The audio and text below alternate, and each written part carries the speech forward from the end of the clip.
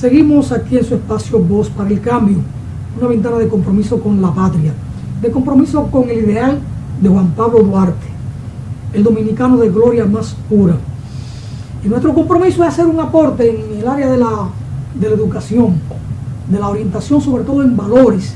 Y por supuesto, abordamos temas de carácter científico porque también son necesarios para un segmento de la población que nos sigue en el día a día. Hoy conversando con el maestro Rudy Vázquez Rondón, médico veterinario de la primera promoción de esa área de la Universidad Autónoma de Santo Domingo, año 1961, ese grupo que entró en 1955, 1956 a la carrera en la universidad. Un maestro con el que uno puede hablar de estos temas de carácter científico. Hay un tema que nos preocupa, nos llama la atención. Aquí se fundó en el año 1975 el Antirrábico Nacional y tuvo el maestro Rudy Vázquez Rondón, digamos que la honra, la oportunidad, el privilegio de ser su fundador, después de venir de Brasil, de cursar una especialidad en esta materia durante un año. Y tenemos el laboratorio veterinario central, el llamado LAVECEN, y uno ha visto que en el laboratorio se estaban produciendo algunos biológicos, vacunas y todo este tipo de cosas. Y sin embargo, de un tiempo a esta parte, ambas instituciones como que la han llevado a una crisis. No es que ellas han entrado en crisis. Uno tiene la percepción, porque hay que hablar de, usando ese término, percepción, de que ambas instituciones la han llevado a una crisis. Y parecería que lo que se estaba produciendo en el LAVECEN, la idea es llevarlo a esa crisis, arrinconarlo, empujarlo, para que finalmente toda la implementación de la política neoliberal encuentre campo abierto y lo que aquí se ha estado produciendo como biológico, tuviéramos que estarlo importando. Yo tengo esa percepción. Yo no sé cuál es la percepción del maestro Rudy Vázquez Rondón, ni la que pudiera tener el actual director del LAVECEN, que yo quisiera que un día pudiera venir por acá para que hablemos de estas cosas, porque son cosas de patria, son cosas del país. En la medida en que el país fortalece mecanismos de investigación, el país puede salir más adelante hacia el desarrollo, porque no es lo mismo producir determinados medicamentos, determinados biológicos, que tener que importarlos. Y ahora que hablamos de lanzar al espacio una nave para monitorear lo del clima, cambio climático, ese tipo de cosas, que estamos hablando de ciencia y tecnología, uno nos explica cómo hablamos de ciencia y tecnología para una cosa y para otra como que damos la espalda, como si nos empujaran a dar la espalda a determinados avances que hemos logrado en el país. Maestro, como que medio se la pongo difícil. A veces uno aquí se la pone difícil a algunos invitados. No, yo lo que te puedo hacer una pequeña historia que tiene que ver con eso. Y que yo fui protagonista de esa parte de la historia. Yo estuve en Brasil, como te dije, en una época en que en nuestro país se morían 7, 8, 9 niños, principalmente niños, anualmente de rabia. Y había la necesidad de organizar una infraestructura, un equipo para afrontar esa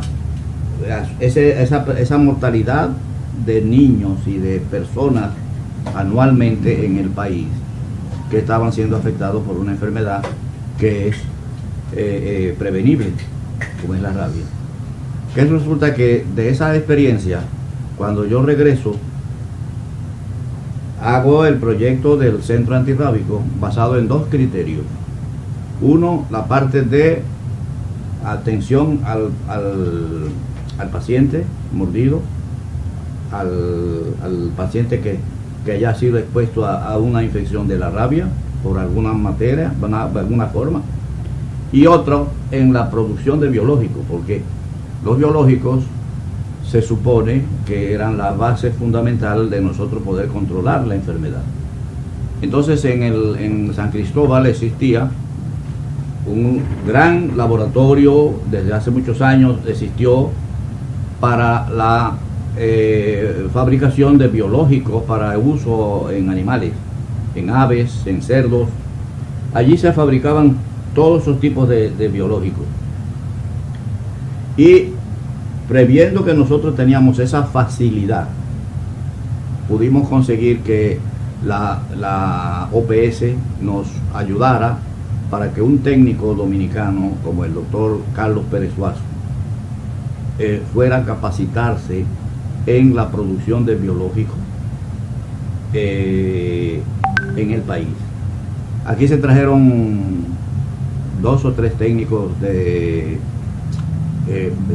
eran brasileños pero de origen japonés, o sea, japoneses, brasileños japoneses, que vinieron a fabricar, a la implementación de la fabricación de biológicos para la vacuna antirrábica, a base de la crianza de ratones lactantes, ratoncitos de esos, bigañuelo, no, de unos ratoncitos blancos, en Brasil le llaman a eso camundongo, que se fabrica la vacuna a partir del cerebro de esos ratoncitos, pero tiene que ser de 3 días de nacido, ¿no? ¿Eran importados entonces? No. Aquí no tenemos ratones blancos. No, pero aquí se hizo en el laboratorio, había un gran bioterio de producción de esos tipos de ratoncitos. Y eso se hacían cosechas, se sacaban los cerebritos. La vacuna que se usó fue la tipo Fuensalida Palacio, que es una vacuna fabricada por unos técnicos chilenos. Fuensalida es chileno, que era la vacuna que se estaba usando casi en toda América Latina en control de rabia, porque había dado buenos resultados. El bioterio solamente, eso era una enormidad, eso había que tenerlo 24 horas con aire acondicionado para que se reprodujeran esos ratoncitos.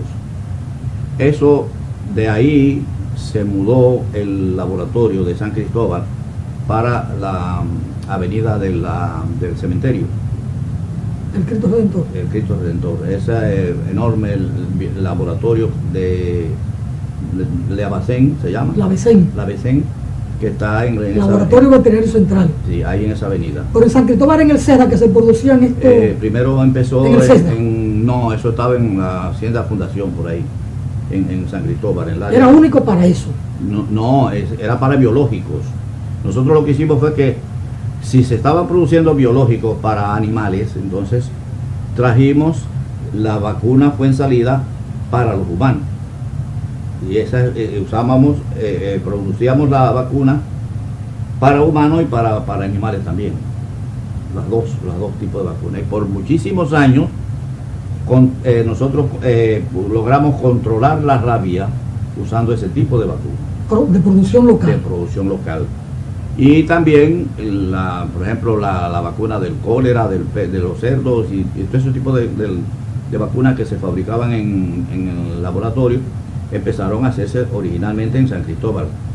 De ahí entonces, no sé si fue en el gobierno de Balaguer que se construyó la Becén, y ese laboratorio pasó a esa avenida aquí en la ciudad, en la capital. Un enorme monstruo de laboratorio. Bajo la dependencia de ganadería. De salud pública, de ganadería. De ganadería. Pero ¿qué pasa? De buena primera, el programa de control de rabia empieza a desaparecer porque empiezan a comprarse biológicos y a dejar de usar el biológico que se producía en el país, comprarlo fuera. Entonces, esa infraestructura de producción de vacunas de rabia fue decayendo, como también ha ido decayendo la producción de otros biológicos, que se ha preferido importarlo del extranjero en vez de fortalecer la manufactura de eso en el país. Después de ese tipo de vacuna Fuensalida, el mismo laboratorio pasó a hacer una que le llamaban vacuna, no recuerdo bien pero es una vacuna hecha de células diploides, que el doctor Pérez Suazo era el técnico específico para ese tipo de producción de vacunas. Hoy ese señor no está en ganadería, no está, ya está jubilado, como estoy yo también. ¿Y qué sucede? Nosotros logramos controlar rabia en el país utilizando ese biológico. Hoy ese biológico se está trayendo de fuera, específicamente incluso de países como Brasil, que tienen lactosa, que no se pueden importar biológicos con una patología de enfermedad que no existe en el país, como lactosa. Y sin embargo lo están trayendo ese tipo de vacunas de fuera del país bajo el criterio de la importación. A mí me duele mucho que los esfuerzos que nosotros hicimos durante casi 20 años se han tirado por la borda. Hoy prácticamente el día que se arme un brote de rabia en el país, no sé cómo lo van a controlar, porque si tienen que estar comprando biológicos y no lo producimos en el país, la demanda de eso es grande, tanto en los animales como en los humanos. El otro día yo en un periódico vi, creo que fue en el Nacional, algo así, que habían muerto 43 personas de leptospirosis en el país. Sí, fue ¿en qué año? Eso fue para mayo, junio. No, creo que fue el año pasado, en octubre por ahí. Para mayo, junio de este año se informó que habían muerto 17. Sí, pero el año pasado eran 42 o 43. Hay que ver a cuánto vamos a llegar a diciembre. Sí, yo llegué y hice un artículo, se lo mandé a una amiga al periódico El Caribe para que lo publicara, porque me alarmé. ¿Cómo puede ser? Yo duré 30 años en salud pública bregando con rabia, que era la única zoonosis que se conocía. ¿Y cómo es que ahora se están muriendo 40 y pico de personas por leptospira? Antes había leptospira, yo no digo que no, pero muy pocas. Y nosotros nos ocupábamos, junto con el control de la rabia, de suministrarles raticidas a la gente que iba al antirrábico, para que además de el control de rabia que teníamos, ellos mataran los ratones en las casas. ¿Qué sucede? Que el año pasado, con las lluvias, se destapó una mortandad de casos de leptospira, y habían 43 personas muertas en esa época. Bueno, el asunto que la señora me llamó y me dijo que el artículo, como que ella entendía que, no sé, era como muy parcializado, digo yo. El asunto fue que yo le dije, pues ponlo como si fuera entonces una entrevista. Y ella mandó a una periodista al Departamento de Epidemiología de Salud Pública. Y ya no eran 43, ya eran 45, creo, 46, algo así, muertos. Entonces yo, en eso ahí, yo di las explicaciones. La leptospira, son varios tipos de leptospira, no es una sola. Está la canícola, está la icteromorrágica, está la pomona, son 4 o 5 serotipos distintos, pero que actúan distintos. O sea, la infección por canícola es una infección que se cura con antibióticos, igual que la de la pomona también, que es la de la vaca. Pero la icteromorrágica es una leptospirosis muy grave al extremo de que produce hemorragias internas que los pacientes tienen que ser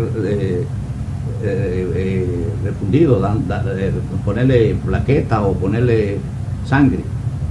Y a mí me dio mucha pena una niña que llevó una señora al Mocoso Cuello y le diagnosticaron leptospira, pero la mandaron para su casa, le dieron una actividad, una cosa tonta ahí, y la mandaron para su casa.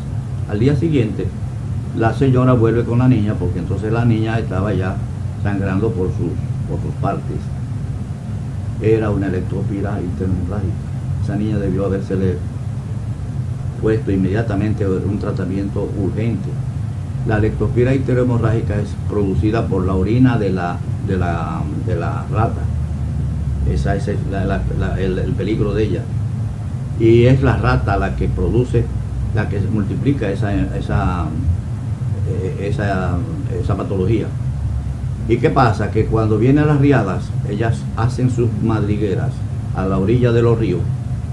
Esas madrigueras, cuando el agua entra, las limpia, pues todas esas aguas se contaminan, y las ratas incluso nadan y van a las primeras casas que encuentran en el área y se meten ahí a contaminar también. Y ese tipo de tratamiento no debe descuidarlo el médico, porque es un tratamiento que tiene de emergencia prácticamente. ¿Y qué sucede? Que eso ha hecho que todos los años ahora, la leptospira, que no era un problema antes, ahora sí lo es. Entonces, eso, tanto la leptospirosis, como yo ruego a Dios que no aparezca otra vez la enfermedad esta de los,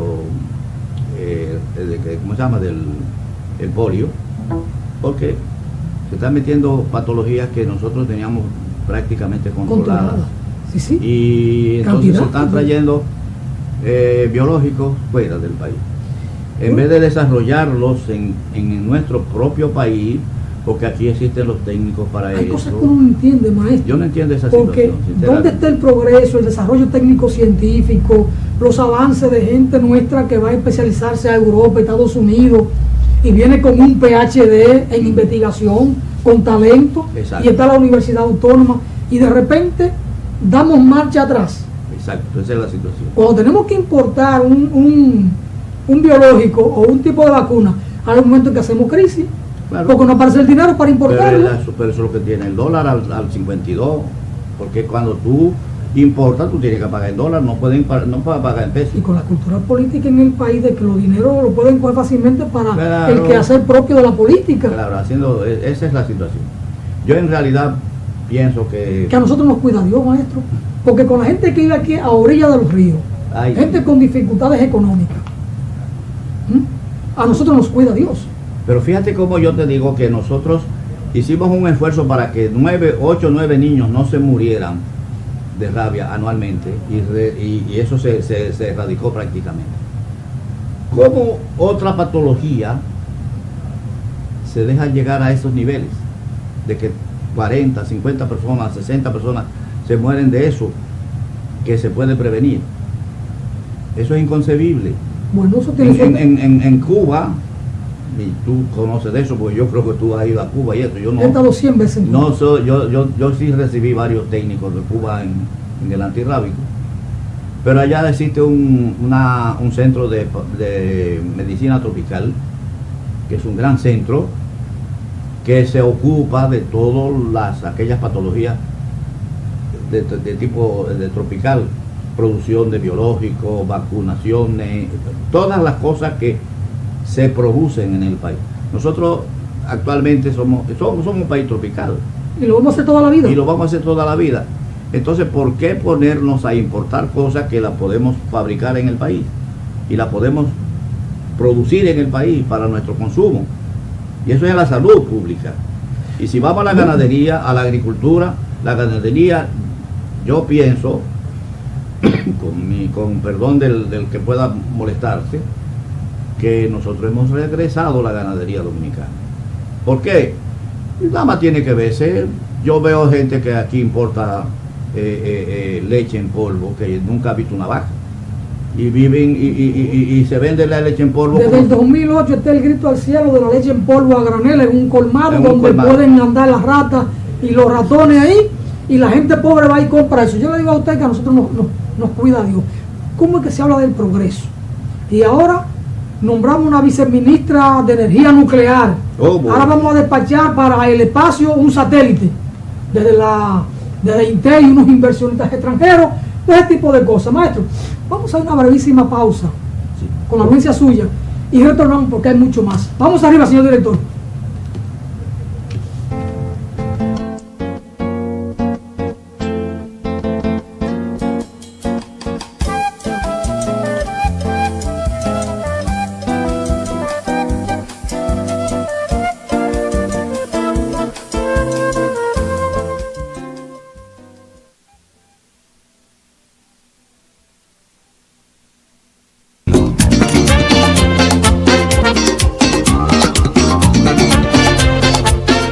El partido Movimiento Patria para Todos y Todas te invita a apoyar su campaña nacional de afiliación de 100,000 personas para su reconocimiento electoral. Una brigada de militantes del Movimiento Patria para Todos te visitará para solicitar tu apoyo por el derecho a la educación y a la salud, por un gobierno que te respete. Afíliate al Movimiento Patria para Todos y Todas, MPT.